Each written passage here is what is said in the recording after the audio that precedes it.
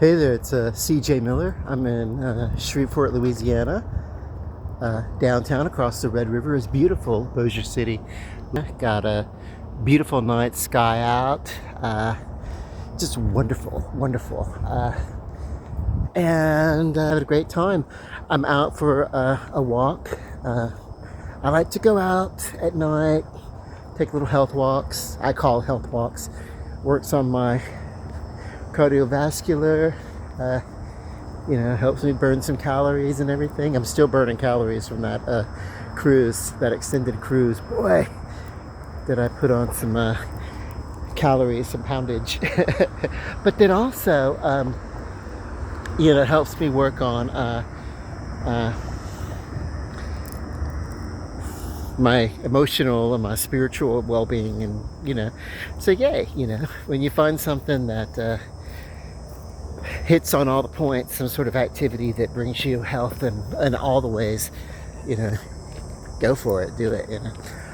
Couldn't get to the gym today, as I normally do, like a gym night about twice a week. I'm considering rejoining the YMCA downtown, because I used to go there a lot more. Although at the YMCA, I did a lot of sauna stuff. I did a lot of, sitting in a steam room, sitting in a hot tub, that kind of stuff. Those things are relaxing and they're great for the skin and everything. I did a lot of that. When I did the physical stuff, I did it at Planet Fitness. That's the workouts, the resistance training, So I'm considering that. What I'm going to do is I'm going to spend a month or so just to see where my finances are, as do I want to take on the expense of a gym membership. When I already have one that's being covered by my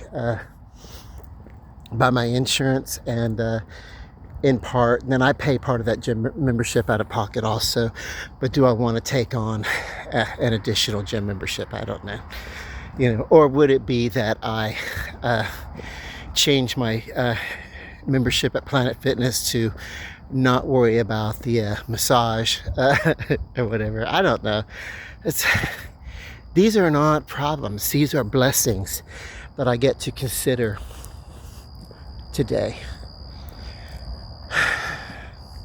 And so that's what I'm going to talk about. I guess I'm going to talk about reflecting on being glad that I live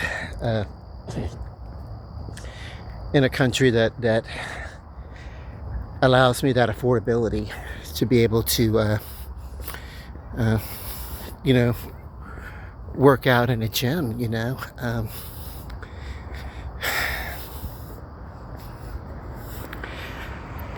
A lot of countries might prioritize preventative health with their, I don't, you hear a lot of stuff online about this country has health care that's universal and this, that. Yeah, I'm reticent to speak because I don't know enough about it to be definitive in what I'd want to say, but I am happy to be born in the United States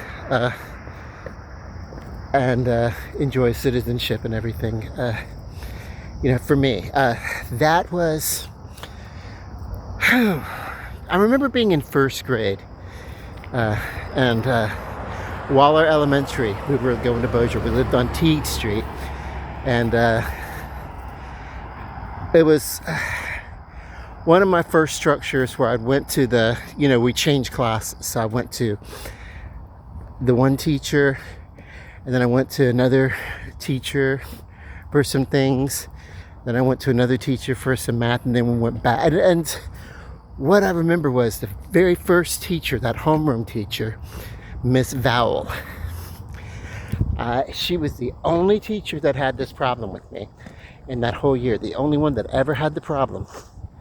That she had me outside of her classroom for a paddling, just every day or every other day or whatever. It seemed very frequent. And so None of the other teachers had those issues. Why did she? But I do remember her talking to the class about the United States. It was a map, geography, and we were learning about geography. And then at the same time, she was just talking about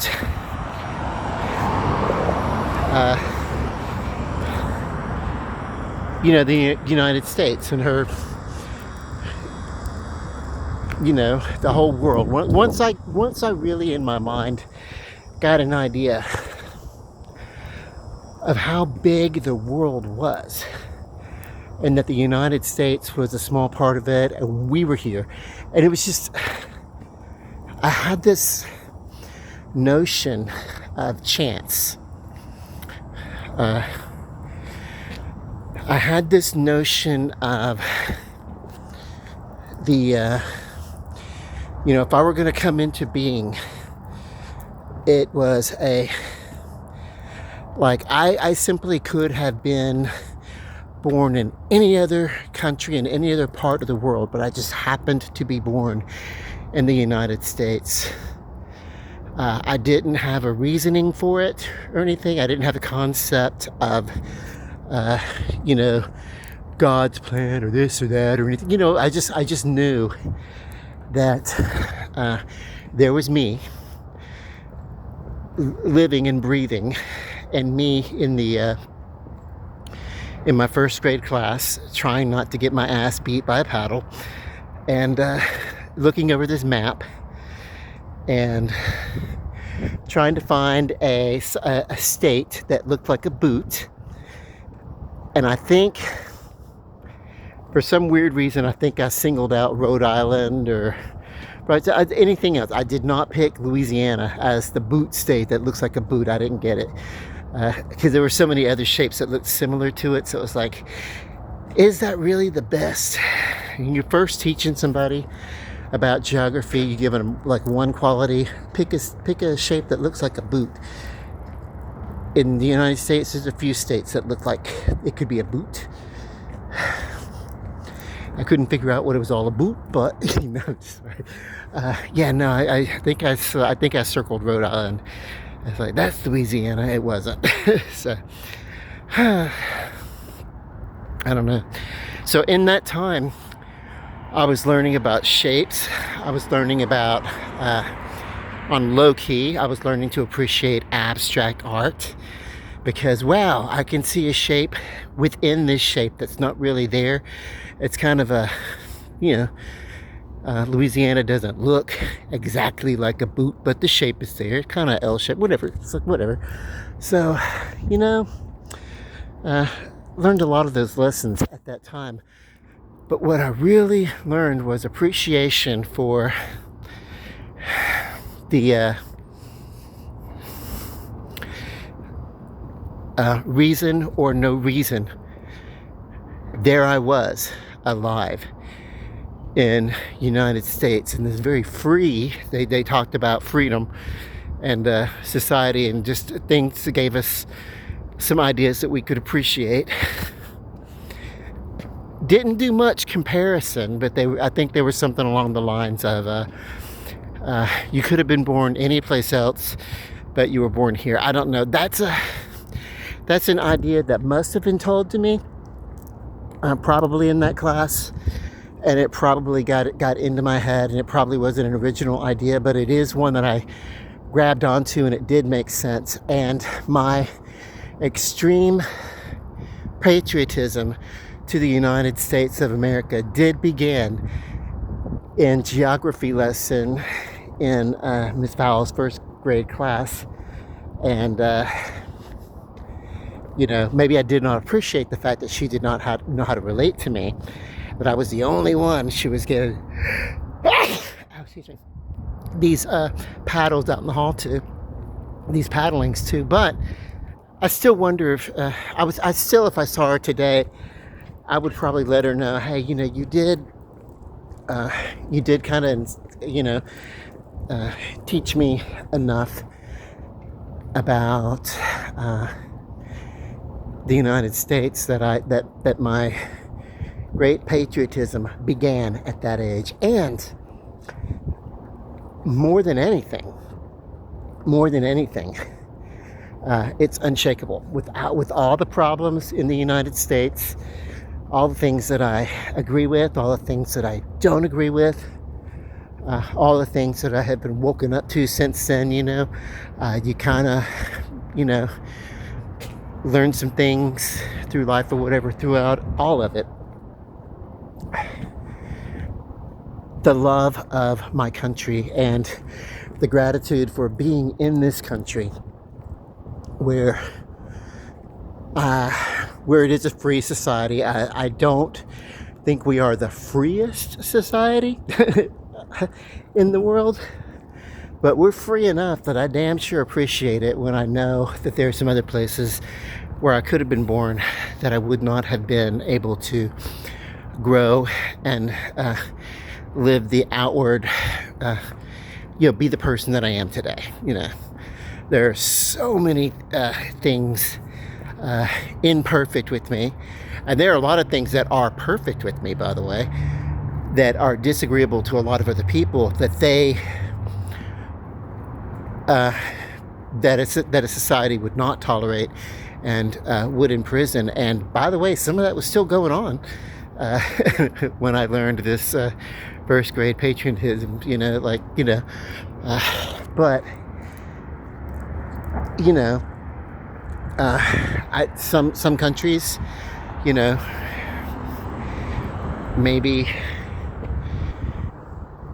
maybe addiction and alcoholism would not be tolerated in the way that it was, so that I got a chance to find my way to some sort of recovery. Maybe me being a homosexual man, a gay man, I would say that was an evolution, that today if I wanted to I could get married. But that was, let's not forget, that's been recent. That's been within the last few years. Up until then, we didn't have the same equality, in all ways, and people were still getting killed,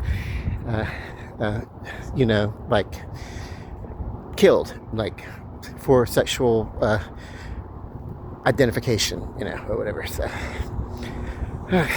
but today I hope it's better. But even then, even in the 70s and 80s, it was still better than it was in a lot of other places in the world, and I still had an appreciation for it. And I didn't really have a sense of sexuality in the first grade anyway. If I did, that would be way too weird. I do remember a year before, in the fifth grade, kindergarten, not fifth grade, kindergarten. I like to do things like talk on the play telephone, and I like to do things like go to the pretend plastic kitchen and pretend that I was like cooking. And I think what it is, I don't think it had anything to do with gender roles or anything like that. It's just they had better stuff, that the girls had better toys. They had an apron that you could put on and pretend to be in the kitchen if that's what you wanted to do, and everything like that. And the boy toys in the classroom when it came time to play, they didn't have shit. It's like it's like, what? So yeah, I like to go to the kitchen. I like to put on an apron. I like to cook, pretend food and everything. And but I remember talking on the telephone, and we, whatever. I remember sitting across from the desk at this little black boy. I told him, I said, when I grow up, I'm going to marry you. I had no concept of sexual identity or anything like that. There was not a romantic, there wasn't even a boy crush involved with it. It's just like we were in this moment, and we were being friends, and I was like, hey, I was my thinking that he'd be a cool person to know all my life, or whatever. It wasn't even that deep. It was just like one of those flippant things, So, and that is how unaware of gender roles and sexuality or whatever that I was at that age. I do remember that I loved Wonder Woman. I loved to pretend to be Wonder Woman, play Wonder Woman in the 1970s. But you have to remember, if you know anything about that, that there really wasn't that much going on. There was a Captain America. We didn't tune into that Captain America show very, very much, and it didn't last very long. There wasn't a, there was Spider-Man.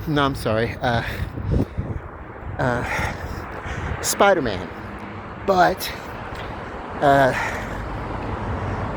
they were doing a series of Spider-Man specials, and I really think they were gonna maybe try to do a Spider-Man TV series or whatever, but I don't know, we didn't tune into it. It wasn't that interesting, you know.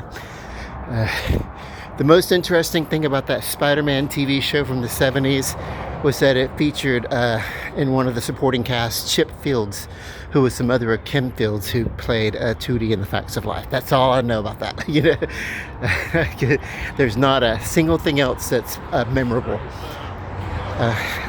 that I can connect to it. You know, but so it wasn't. Oh, let me be a woman who's wonderful or anything like that. I wasn't like transgender or trying to be a woman or anything like that. I was just somebody out there playing superheroes. And what was most visual in our 3 TV channel household was Linda Carter Friday nights at 7 as Wonder Woman, and then the other one was Bill Bixby as the Incredible Hulk. But God, that guy scared me. It was also way dramatic. Wonder Woman had much cooler powers, and the Incredible Hulk was just scary. Like, he would just, you know, like my dad, when he got mad, would throw tantrums and break shit, you know. So it was just the same thing, you know. Like, this is somebody getting mad and tearing shit up. So I was more afraid of the Incredible Hulk, you know, than you know. So I didn't really want to be the Incredible Hulk. So you know, what was that? You know, and then we had the Super Friends cartoons growing up, and so we lived in blended communities and schools. We were out on the playground playing. Then everybody would pretend to be whoever it is that they wanted to pretend to be, and I got to pretend to be. Hang on. Okay, so as I'm taking a walk around downtown, I passed by a guy who's having like a breakdown, probably a psychotic whatever. The person probably lives on the street, that probably doesn't have their medication or something like that or whatever. But what I wanted to do was I wanted to stop the video as I passed by. I didn't want to catch him on video. I wanted to allow him his sense of dignity that right now he's not having. But if I got that on camera, and then if it started and I filmed it, or not film, because there's no film here, but if I captured it in a video and then posted it, and for some reason it caught attention and went viral or whatever, then I would be responsible for that person's lack of dignity, and I didn't want to do that. So I paused the video. It's an exercise in minding my own business. I don't know about you guys, but I've been there. I've been to one to just lose my marbles, you know. And I'm so glad that there weren't cameras everywhere back in the day when I was going through all those challenges. Passing by the G spot. It's gonna be some music. Let me cross over here.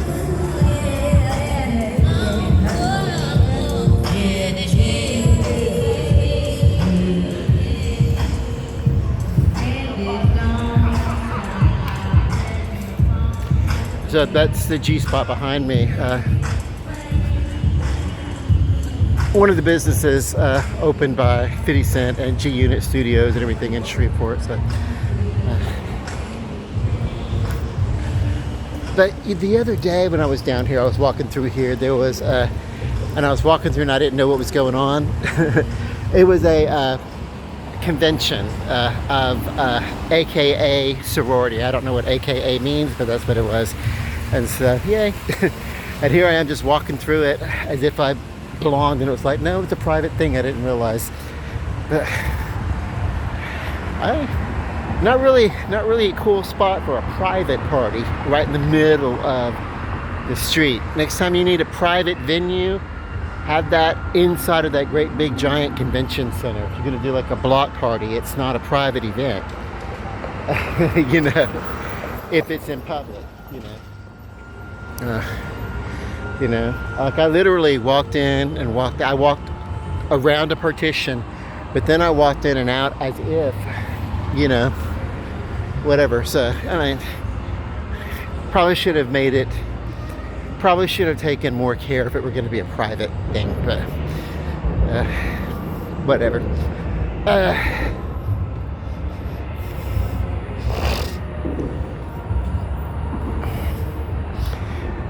You know, we do things like when we have film festivals and stuff, we'll block off streets for traffic, but it's open to pedestrian traffic. But it's like maybe right in the middle of Common Street or whatever, we'll put up tent things, you know, pavilions and things like that for merchandise and everything after some of those events. But it's not a private event. It's not a closed off private event. So if you're having a private party, you want to think about that.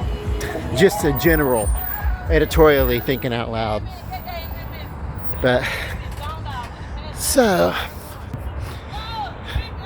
I really just want to come over to the river and check it out. It is a wonderful Saturday night, and I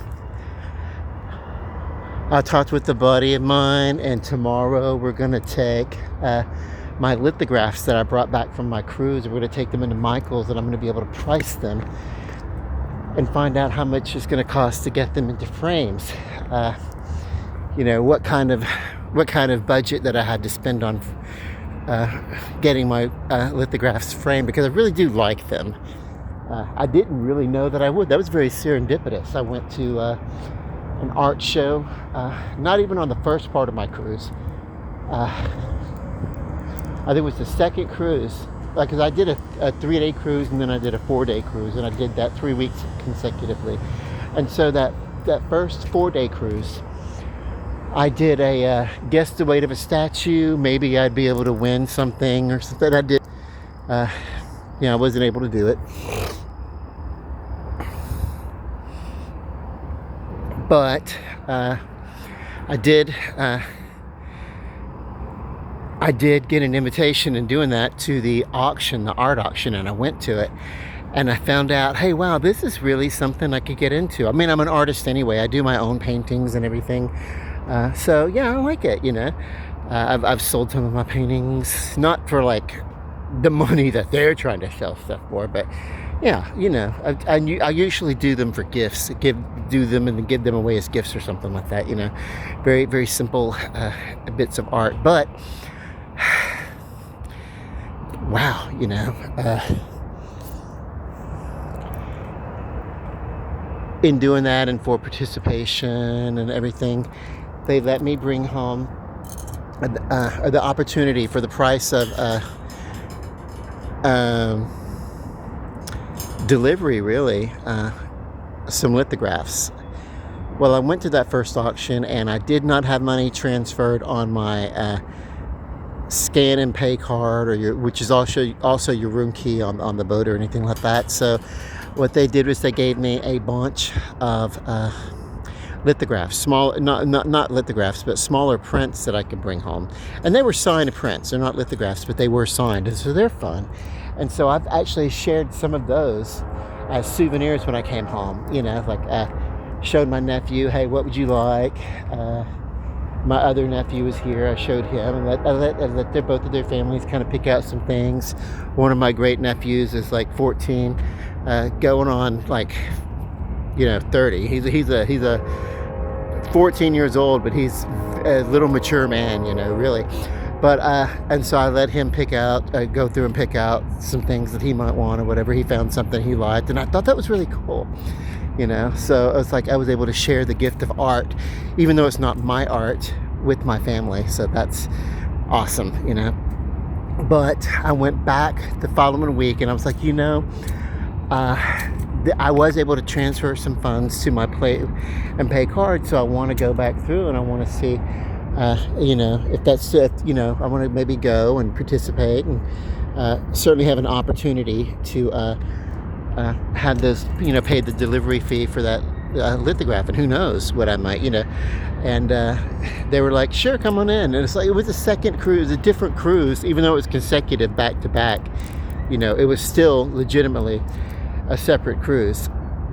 And I didn't feel any sort of weirdness about it, because I felt like, if I go on 6 cruises, but I go on them separately, each time I'm going to be able to go in and look at the art auctions and participate in the level that I feel that I want to. So I didn't feel that I was gaming the system or cheating or anything like that. But they let me go back in, and then and the second time I had a better sense of some of the lithographs were different, and one of them was the Michael Goddard lithograph,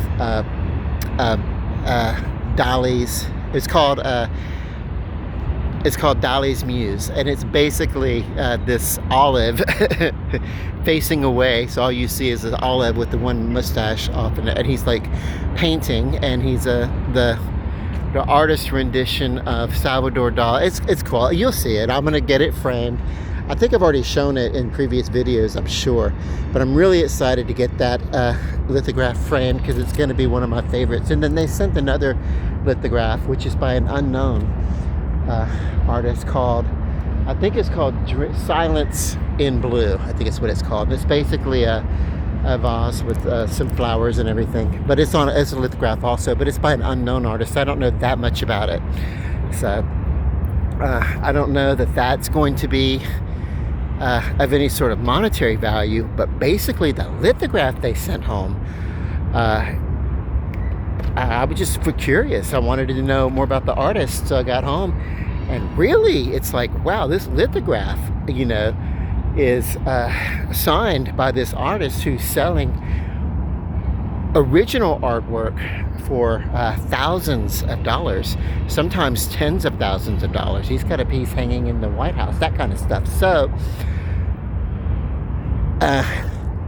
So I checked it out, and this thing that they sent me at a maximum value online, same lithograph, is valued, it's up for bid at $400. So for $35, I got a $400 lithograph sent to me, and then a bonus lithograph that I don't know the value on that, but I don't really care about the money anyway. What I care about is that I just really awesomely like the work. It's quirky, it's fun.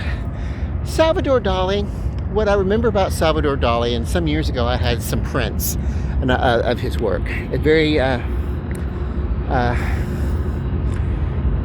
very wonderfully awesome,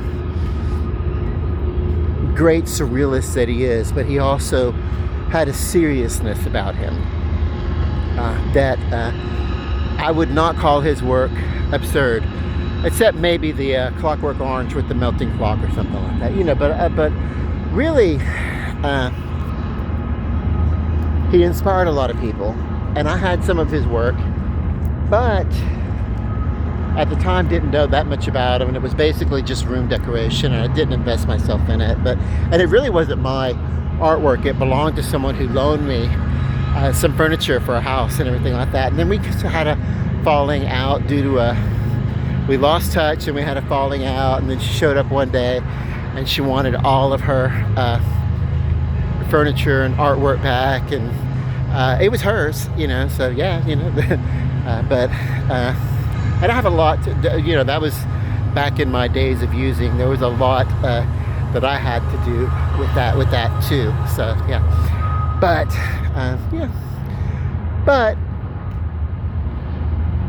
after that point, I knew who Salvador Dali was, and later on began to see and hear. It's like one of those things, once you hear something or something, then you pick up on it as it's mentioned or referenced culturally in the local lexicon or whatever. And as I got more recovery in my life, my mind started to open in terms of recovery, but it also started to open in terms of other areas. And one of the things that I loved creating art, that's one of the things that came back to me. And in doing so, I looked into the art world for inspiration and really came across Salvador Dali and learned to appreciate his work and how much of an influence he really was.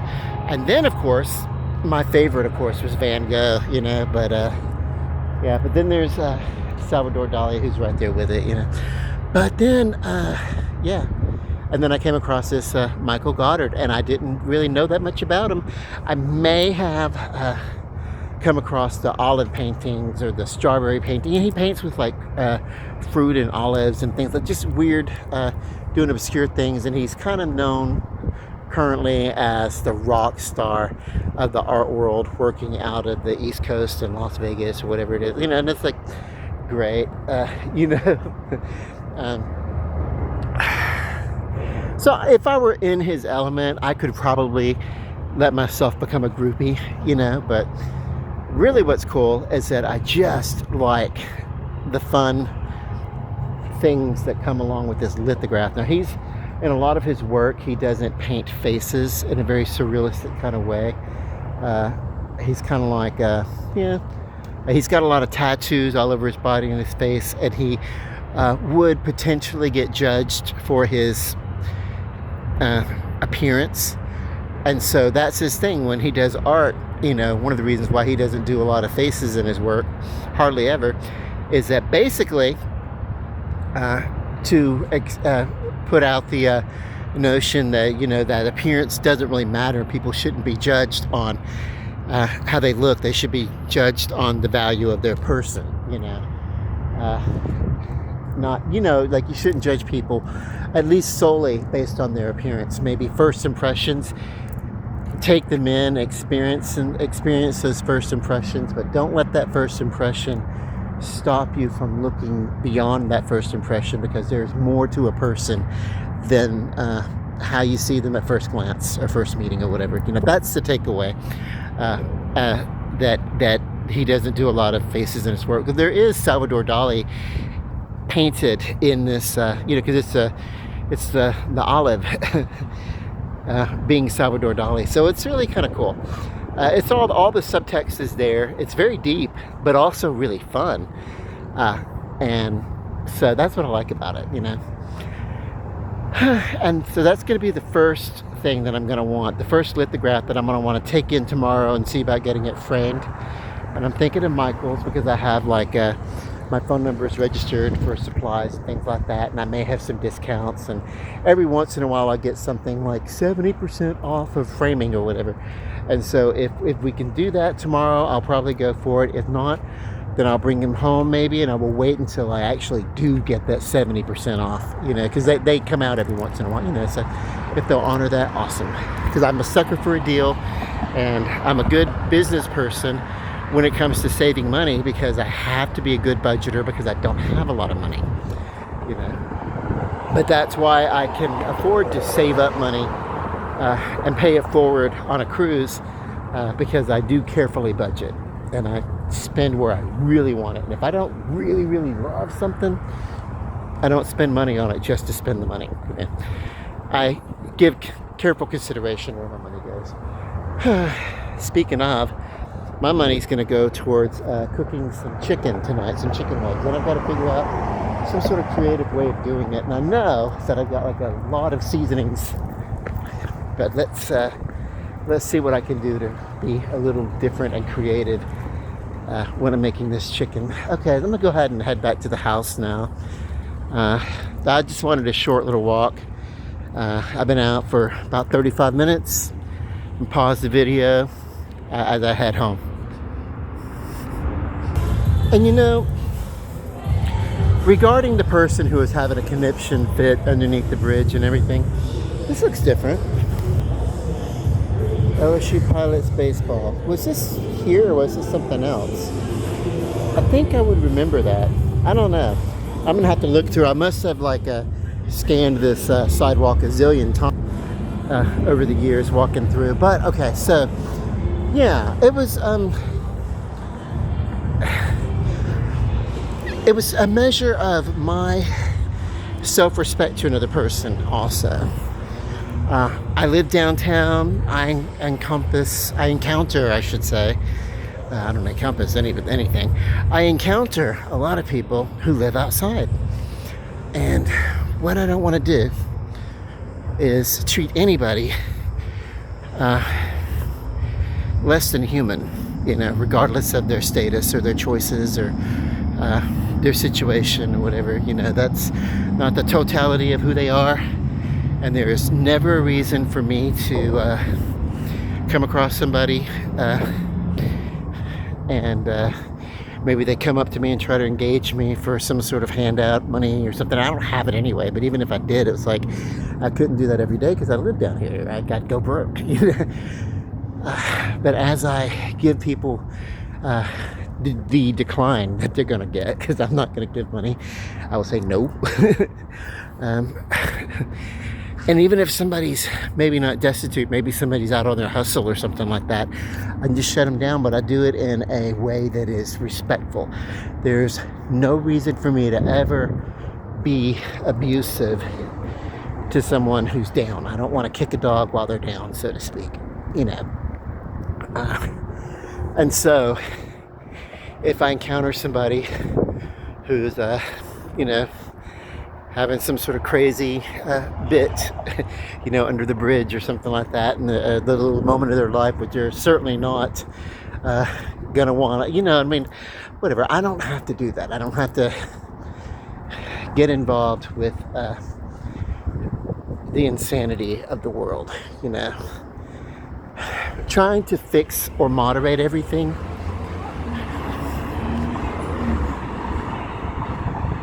Well, that's a deeper level of me trying to control my environment.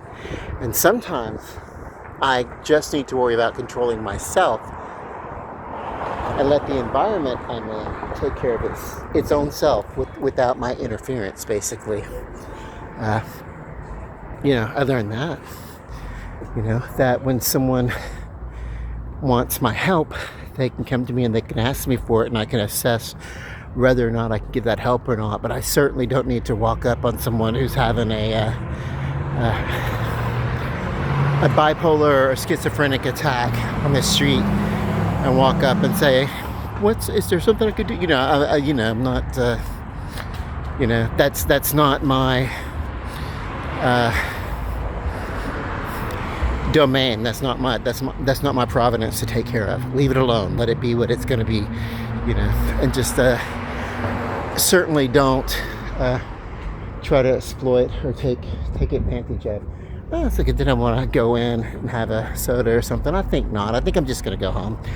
But because I do want some chicken. And if I went into the sandbar, I'd probably have a soda and then I'd end up buying a burger or something like that.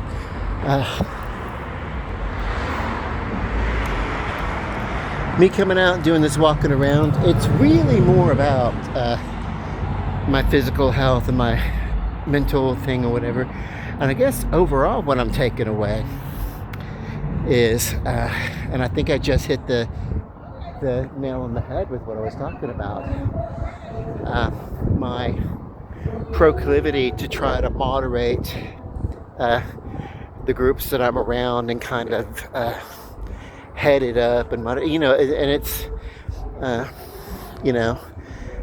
it's not always an altruistic motive. Sometimes it's a fear-based survival, of trying to control for my own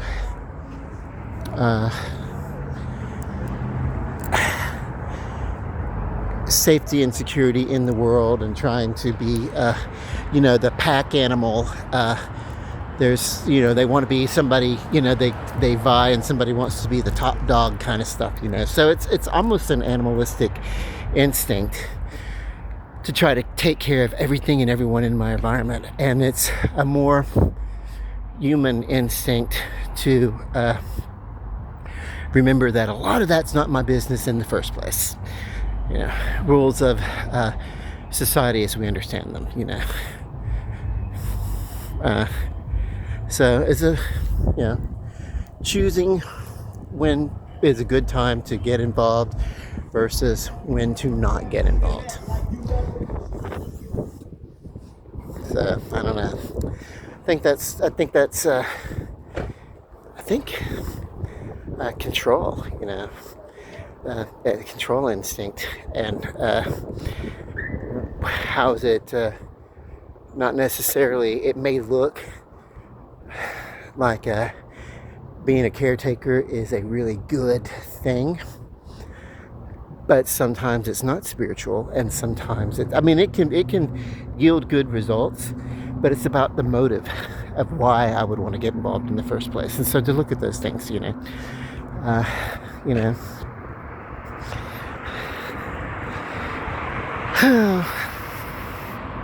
deep, got into some recovery for myself. I do think about these things outside of meetings. I do think about how to be a more recovered person, a less harmful person, and all that kind of good stuff. Some of those things, some of those instincts are really good, and then some of them are, some of them are self-serving, and some of them are not. And those are some of the things that I think about, in the world, But right now, I'm gonna go home and have chicken. I think I'm hungry. I was to go today to Michael's and get that lithograph looked at and everything, but my buddy that I was going to go with had to go out of town, so I'm going tomorrow with another friend. But that's cool. Things get done, and I'm going to be so proud when I finally do get this thing inside of a frame and covered and everything. I'm going to be so proud of it that I'm probably going to show it off a little bit. I mean, I've showed it off already when I first got it, but I mean, when it's completely packaged and hanging wherever it's going to be displayed, it's because it's so cool. It's such a bit of pop arty kind of thing. I've got a couple of pieces like that from my friend Rusty, who lives in Missouri. When he was living here, he did some canvas painting. He was mostly interested in photography, as I recall, and I think at some point he just got curious about painting canvases, and for a while there he painted a lot of canvases, and I was the recipient of a couple of them. I paid for them. They weren't like gifts, but they were practically gifts. I think he charged me enough to maybe just to recoup some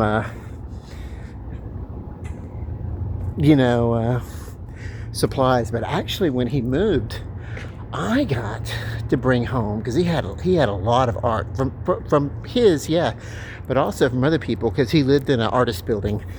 The Lee Hardware downtown initially was meant to be the artist lofts, and if you were an artist, you would, whatever. There's something. There's another one. It used to be, I think they call it the You Need a Biscuit building. You Need a Biscuit loft. I think they're officially calling it that. It's so funny. We'll get to that in a minute, but that those lofts are like, basically you get a cheaper rate of rent if you are an artist of any sort, and you get any sort of the slightest bit of revenue from art. I think they really, really give you a break on that. So doesn't mean that you have to get like all of your income from the art, but some of it. It's weird rules, but eventually they're probably going to do away with that, and they're probably just going to open it, because it's like, if I ever went to move there in that building, I wouldn't move there unless I would get the artist rate anyway, because I'm the kind of person, hey, if this person's getting a discount, I want that same discount. Otherwise, I'm paying more for, and I don't see a reason to do that. That's the kind of budgetary mind that I have, more control. But see, some control pays to be a little to have control over one's budget and everything kind of pays to be a little shrewd. I think I get that from my grandmother, my mother's side. My mother's mother, that grandmother, Mildred, oh, she was shrewd with the dollar. She wasn't a penny pincher. She wasn't a prude. She wasn't a miser. She didn't just hoard or anything like that, wealth or anything like that. But she knew how to find a bargain, and she knew how to get that bargain. Yep. And I think I got that mostly from her, really. Okay, so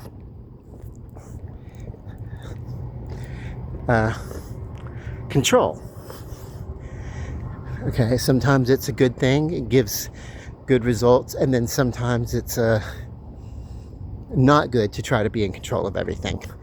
And with the peer group, it's really good to right, it's good to talk and cooperate, but it's on an honest level, I used to, especially in my 20s, if I was running with the peer group, it was really kind of where I wanted to go, what I wanted to do, whatever. I had somebody who was I don't know. I was not in a romantic relationship with this person at all, but he wanted to be. And he was my boss, and it was basically 4.5 years of defending him, keeping him the hell away from me as I worked.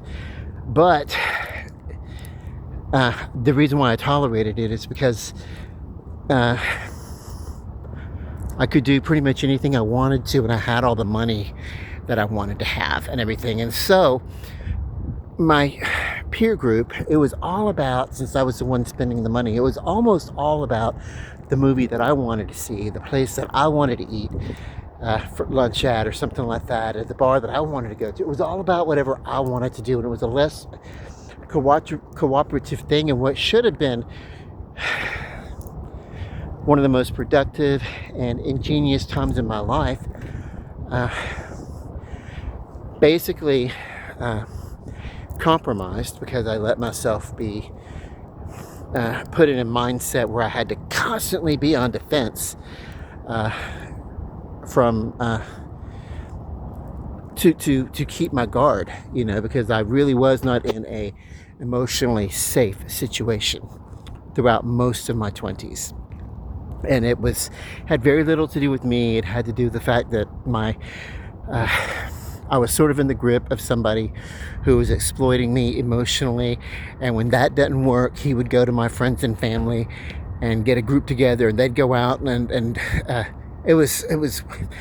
Do you guys ever see that movie, the Tina Turner movie, based on her book I, Tina? And in this movie, played by Angela Bassett, Tina Turner tries to leave Ike, played by Lawrence Fishburne. And she gets on the bus or whatever. She really tries to leave, and she calls her mom, and she's like, "I'm coming." And so what happens is the mother calls Lawrence Fishburne and tells him where she is and everything like that. So she really doesn't get a chance to leave at that point. And she gets he's got the kids loaded in the truck, and he's like, "Come on, Ellie," and they get back in the car and go home. All the times that she tried to leave him, but she couldn't leave him because for one reason or another she was codependent in that situationship. And that's kind of what it was like. My family, when I would try to leave that situation, and so that's one of the reasons why, going back, and I can talk about this now because he's not with us, and he wasn't an entirely bad person, but he wasn't a very good person.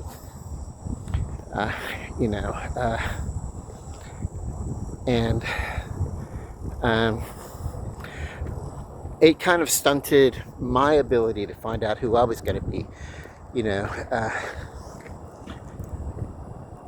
and codependent, because it definitely paid for my addictions in my 20s, and like it was a lot that I put up with in order for that.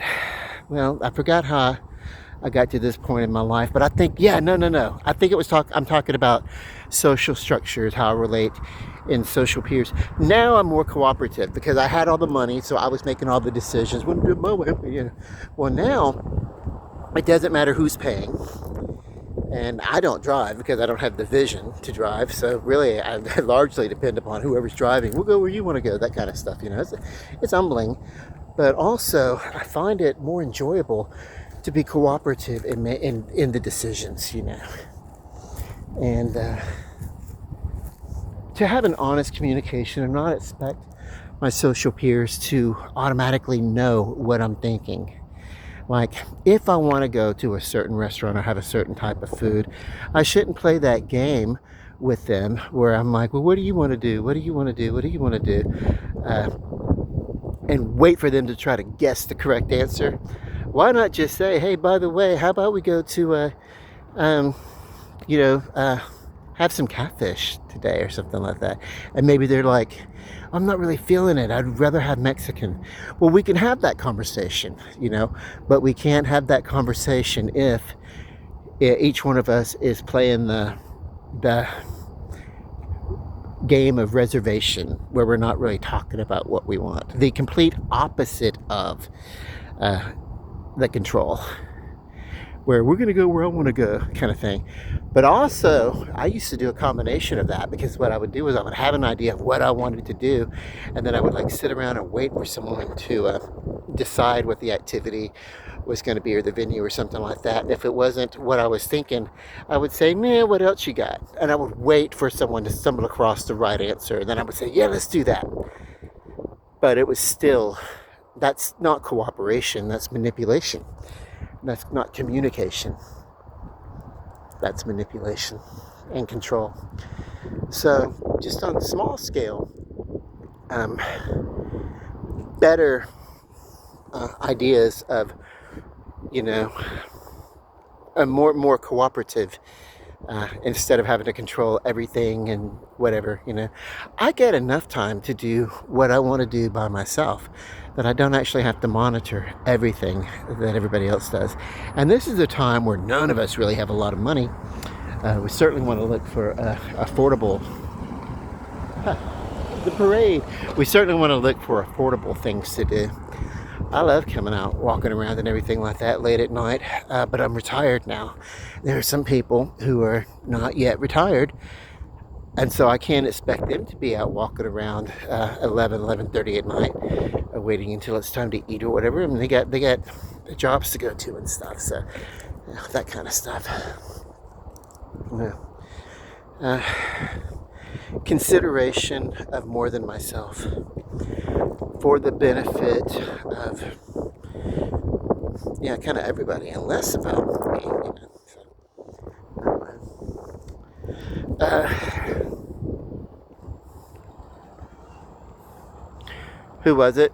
Thomas Jefferson said the rights of the few should never be voted on or decided by the majority. Now, that's not in law, but that's just a paper that he wrote or something like that.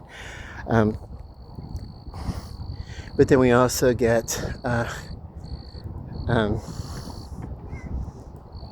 John F. Kennedy, who gives us the quote, ask not what my country can do for me, but ask what I can do for my country. So it's, you know, there are times when it pays to be concerned with one's own self above everything. I mean, we can't really be all that we're going to be for the benefit of others if we're not taking care of ourselves. So selfishness does have its place. But then there's the times when it's like we really need to consider other people, you know. And one of those things, speaking of time, let me get up these stairs real quick. Pause the video. This is something that is particularly irksome to me. When having social engagements, it's fine, I think, to expect people to be a little bit late, and not to be so OCD that it's got to be right on the dot or anything like that. But sometimes there are people who are so inconsiderate with time that they may show up an hour and a half or 2 hours late for a hangout. And that's sometimes that's okay. All the time that's not okay. So that's talking about me. I would not want to do that to people. That would be inconsiderate of that person's schedule or their time or something. They could be doing something else instead of sitting around waiting 2 hours for me. So why the hell would I want to sit around and wait 2 hours for somebody else, So I do have some people in my life that just somehow don't know how to keep a scheduled appointment. And it's one thing to be a few minutes late, but why is your social, the people in your social life, why are they worth less than, say, someone you'd have a dinner reservation for or something? If why not just keep appointments in a timely manner, and it's set up a time. And then, by the way, if every half an hour you're calling and say it's going to be another 30 minutes, it's going to be another, that's that is chaos manifest in one's life. So that can happen sometimes, but it can't happen all the time unless you're tolerant of chaos in your life. And I'm kind of a lot less tolerant of chaos. I try to be understanding, but I don't want it to lop over into my life and my habits. I'm going inside now, and love and light. Peace. Good night.